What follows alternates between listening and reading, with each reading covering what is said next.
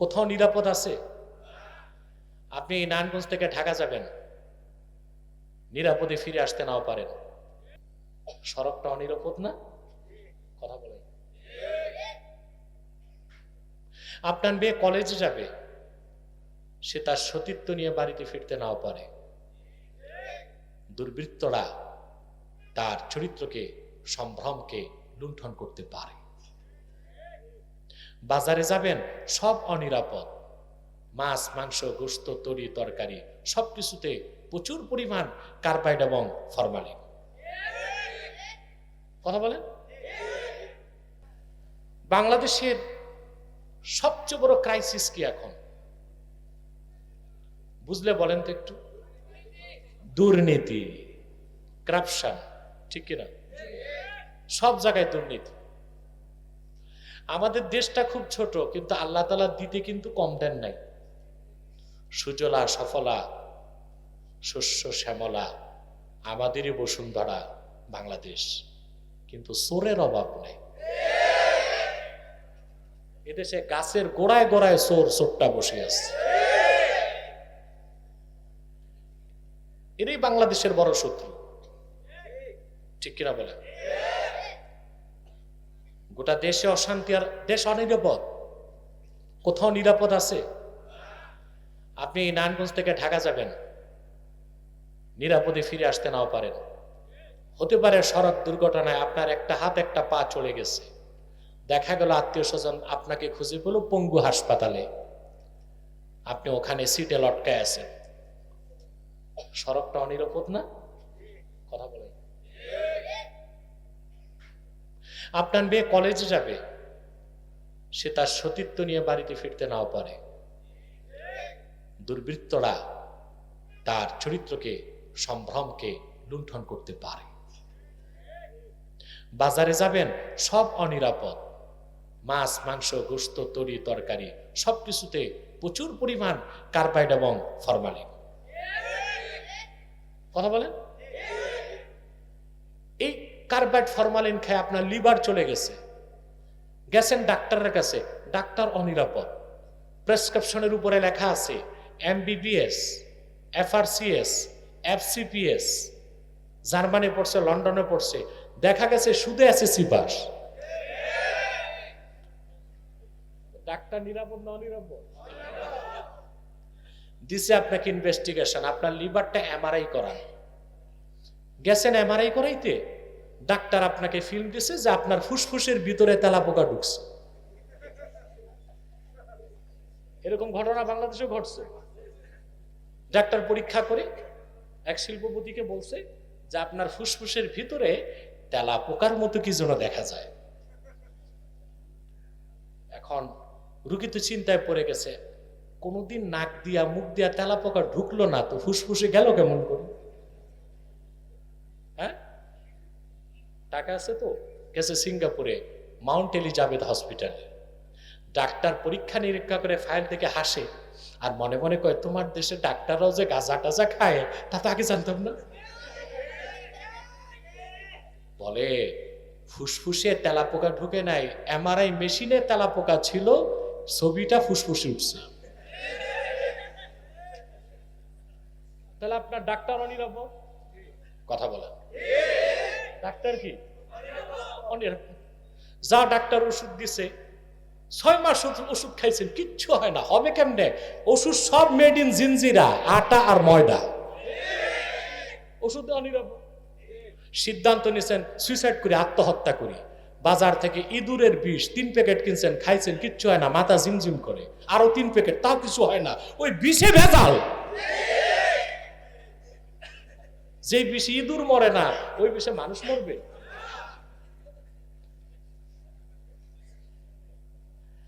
এই সমস্ত অশান্তি আর দুর্নীতির মূলভূত কারণ একটাই, বাংলাদেশে একটাই কারণ, করাপশন, করাপশন, অনলি করাপশন, শুধু চুরি আর দুর্নীতি। এখন এটা বন্ধ করার দরকার আছে, আছে তো? নইলে মিয়া দেশ তো তলাবিহীন ডুলি হবে, কিছু থাকবে না। যা এই দেশের মানুষ কামাই করবে সব জমা হবে সুইস ব্যাংকে।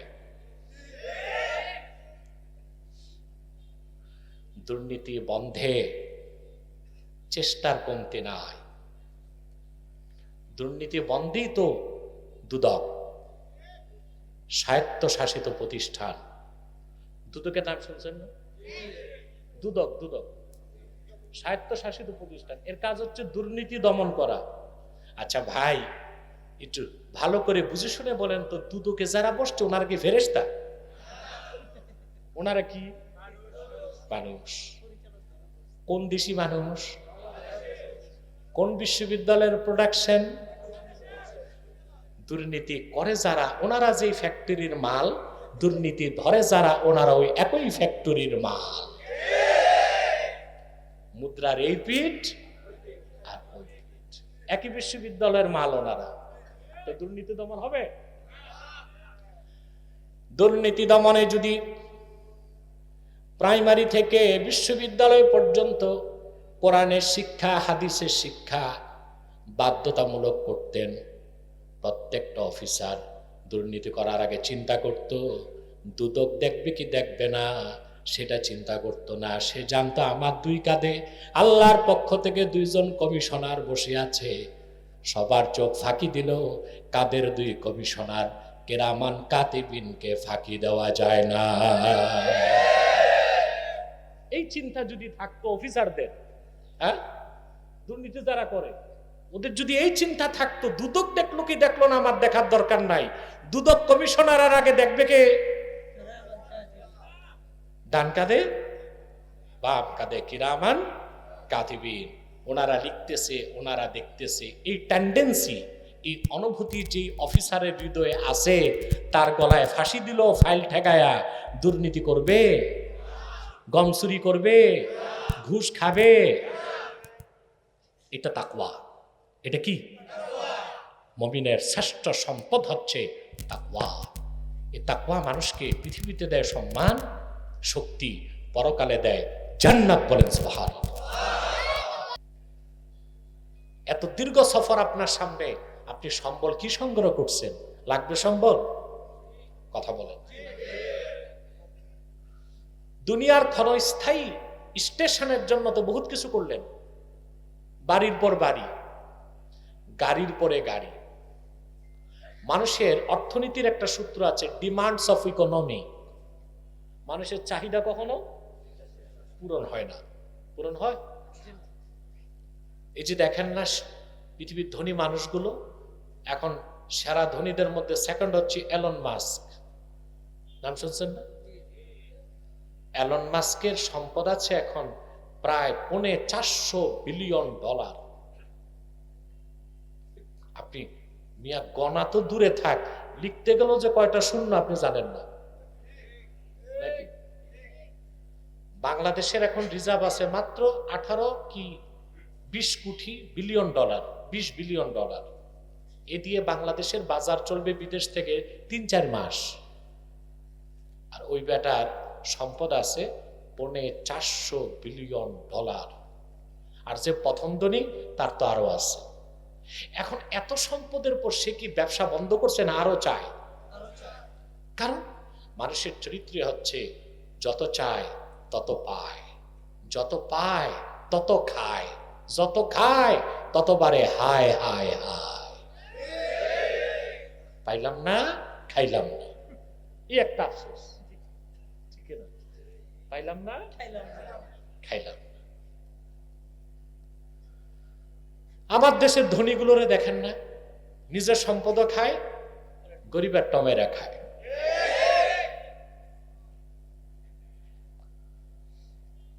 যদি আপনি আমাকে প্রশ্ন করেন বাংলাদেশের সবচেয়ে বেশি জাকাত কারা খায়? ধনীরা খায়। এই হিসাবটা বুঝেন? আল্লাহর হুকুম 1 কোটি টাকা যার, 2.5 লক্ষ টাকা তাকে জাকাত দিতে হবে। কত? 2.5 লক্ষ টাকা। কততে? 1 কোটিতে। 1 কোটিতে 2.5 লক্ষ টাকা। তো যার 10 কোটি 25 লাখ টাকা, যার 100 কোটি 2.5 কোটি। ঠিক না? তো বাংলাদেশে 1000 কোটি শিল্পপতি এরকম আছে, কয়েক হাজার। যার 1000 কোটি টাকা, তার তো জাকাত আসে 2.5 কোটি টাকা। সে কি 2.5 কোটি জাকাত দিচ্ছে? জাকাত 2.5 কোটি। দেখা যায় 50 লাখ টাকার টেক্সটাইলের পচা শাড়ি আর বাবুর হাটের বাতিল লুঙ্গি এগুলো বিতরণ করে। শাড়ি আছে 2000, ফকিন্নি 10,000। পুলিশ আনতে হয়, ঠিক কিনা? তারপর ডলাডলিতে 2-4টা ফকিন্নি ভর্তাও হয়ে যায়। তাতে শিল্পপতি মনে মনে খুশি, বাহ, নিউজ কাভারেজ পাওয়া যাবে। সব স্যাটেলাইট চ্যানেলে দেখাইছে বল্টু চৌধুরীর জাকাতের শাড়ি নিতে যাইয়া 2 ফকিন্নি এন্তেকাল ফরমাইস।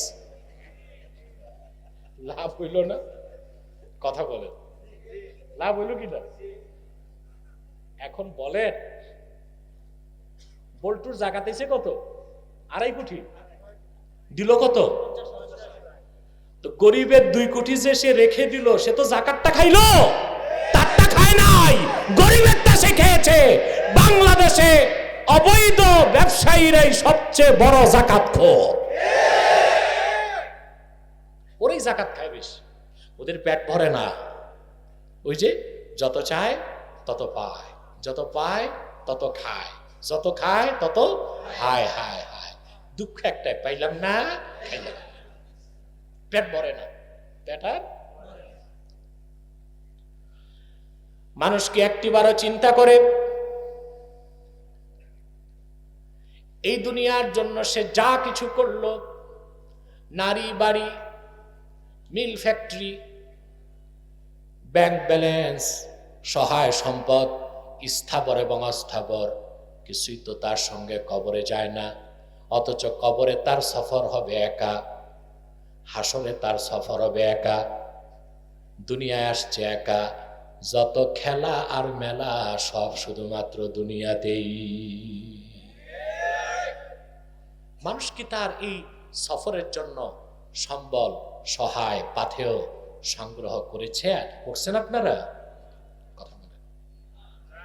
সেজন্য সম্বল লাগবে, পাথেয় লাগবে। বাদশাহ যুলকারনাইন রাহমাতুল্লাহি আলাইহি, নাম শুনছেন না? ইতিহাসে একটা ভুল তথ্য আছে।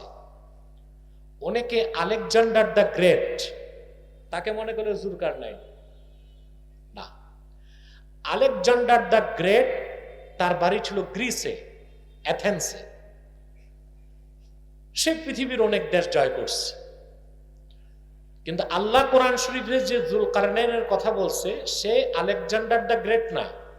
কারণ আলেকজান্ডার দ্য গ্রেট তার ওস্তাদ ছিল অ্যারিস্টটল, আর আলেকজান্ডার দ্য গ্রেটের প্রধান উপদেষ্টা ছিল অ্যারিস্টটল। আলেকজান্ডার দ্য গ্রেট ছিল মূর্তি পূজারী, অ্যারিস্টটলও ছিল মূর্তি পূজারী। আল্লাহ যে যুলকারনাইনের কথা বলেছেন তার জমানা ছিল ইব্রাহিম আলাইহিস সালামের জমানায়, আর সেই যুলকারনাইনের প্রধান উপদেষ্টা ছিল খাজা খিদির, নাম হচ্ছে খাদির। আমরা বলি খিদির, আপনারা বলেন খিজির। আসল নামটা কি? খাদির। কথা বুঝতে পারছেন? সেই যুলকারনাইন বাদশাহ যখন হজ করতে গেছেন, ইব্রাহিম আলাইহিস সালাম নিজে বের হয়ে তাকে ইস্তেকবাল করছে। আল্লাহ তার কথা কোরআনে বলেছেন, ওয়াসআলুনাকা আন যিল কারনাইন। আলেকজান্ডার দ্য গ্রেট সে ছিল অগ্নি পূজারী, তার কথা বলা হয় নাই।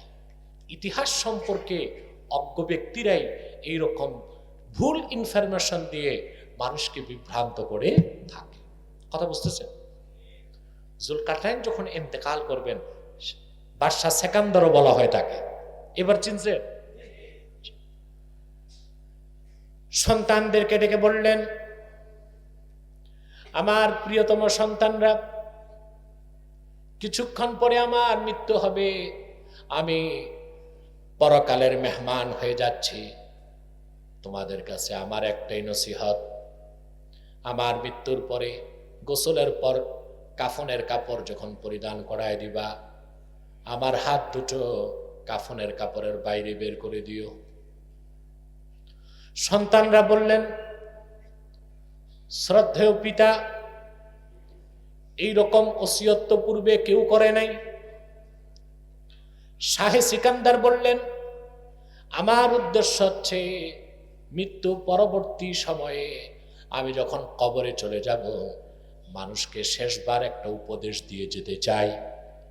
যখন আমার হাত দুটো কাফনের কাপড়ের বাইরে থাকবে, মানুষ বুঝতে পারবে 7 সাম্রাজ্যের সম্রাট শাহে সিকান্দার কবরে চলে গেছে খালি হাত, একটা সোনার উপর পয়সাও তার হাতের মুঠে নিয়ে যেতে পারে নাই। সেই কবরে সফরে আপনার সম্বল কি? হাজার হাজার বছর কবরে থাকবেন আপনি, এরপর হাসরে দাঁড়াবেন। হাসরের বিচারের দিনটাই হবে 50,000 বছরের সমান দুনিয়া। তারপরে পুলসিরাত পার হবেন, তারপরে না বাড়িতে যাবেন। যদি কিসমত ভালো হয়, রাসূলুল্লাহর উম্মত হন, তাইলে না বাড়ি হবে জান্নাত, নতুবা জান্নাত। তো সফর কি শর্ট না দীর্ঘ? কথা বলেন, সফরটা কি দীর্ঘ না অনেক দীর্ঘ? সফরটা কি জামাতবদ্ধ হবে না একা একা? এখন আপনার সম্বল কি? আপনি দেশ থেকে বিদেশ গেলে সুটকেস ব্রিফকেস সম্বলের অভাব নাই। আখেরাতে সফরে আপনি যাবেন, সম্বল কি? আল্লাহ সেই সম্বলের কথাটা বলে দিয়েছেন, ওয়াতাযাওয়াদু ফাইন্না খায়রাজ যাদিত তাকওয়া। পাথেয় সংগ্রহ করো, সম্বল সঞ্চয় করো। জেনে রেখো, মুমিনের ইহকালে কল্যাণ আর পরকালের মুক্তির জন্য, জান্নাতে পৌঁছার জন্য মুমিনের জন্য সবচেয়ে বড় সম্বল হলো তাকওয়া।